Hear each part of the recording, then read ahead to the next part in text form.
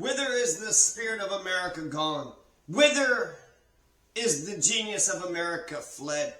Patrick Henry, June 5th, 1788. So Patrick Henry in a June 14th, 1788 speech at the Virginia U.S. Constitution Ratifying Commission. Well, he said this: I need not tell you by the common law a number of hundreders were required on a jury, and that afterwards it was sufficient if the jurors came from the same county. With less than this, the people of England have never been satisfied. That paper ought to have declared the common law in force. That paper is that Constitution.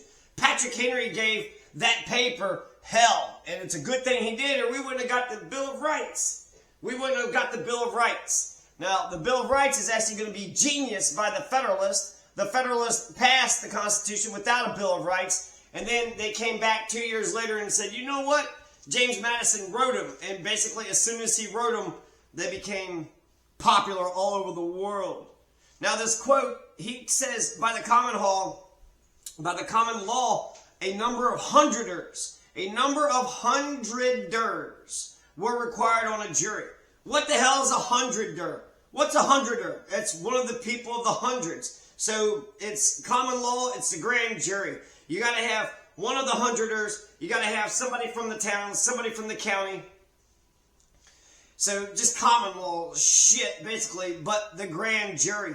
We're talking about the grand jury here. They used to, England would send 4 knights, I want to say King Henry, Ethelred, those early kings, they would send 4 knights out into the countryside, and the 4 knights would pick out the grand jury. They would pick out so many from the shire, so many from the county, and so many from the city. And the few selected by the 4 knights of King Henry II and King John and King Richard I, maybe even King Ethelred the Unready, those same 100ers. It looks like an anachronism. It looks like an anachronism.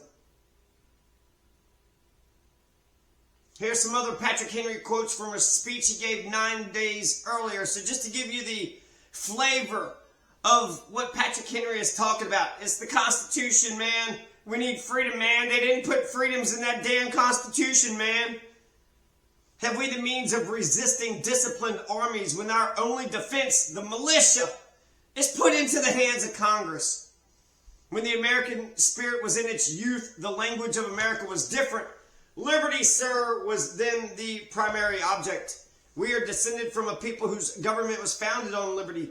Our glorious forefathers of Great Britain made liberty the foundation of everything. That country has become a great, mighty, and splendid nation, not because their government is strong and energetic, but, sir, because liberty is its direct end and foundation.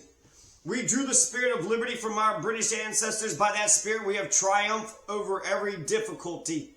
This is June 5th, 1788. That's right before 1789 is the Constitution. 1791 is going to be the Bill of Rights. This, sir, is the language of democracy, that a majority of the community have a right to alter the government when found to be oppressive. But how different is the genius of your new Constitution from this?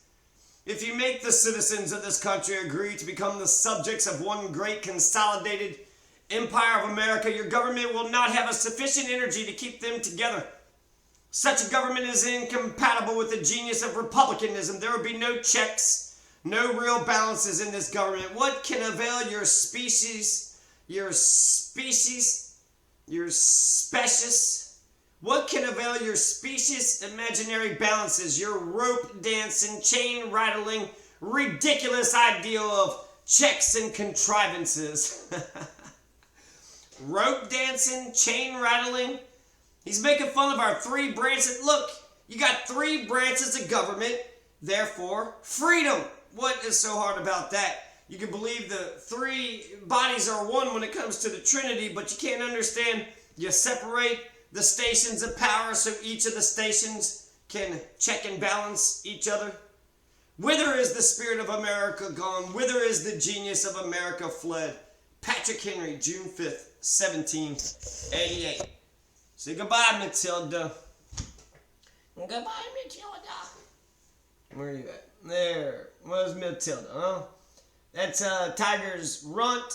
She has 7 babies. This is the runt of them.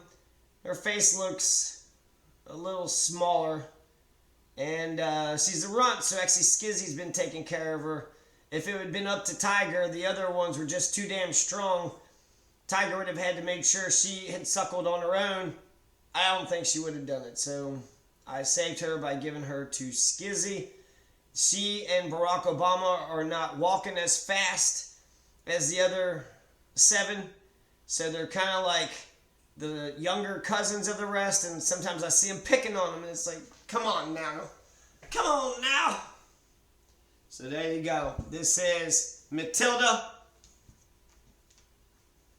the runt of the litter number 4, Tigers, Baloo's sister.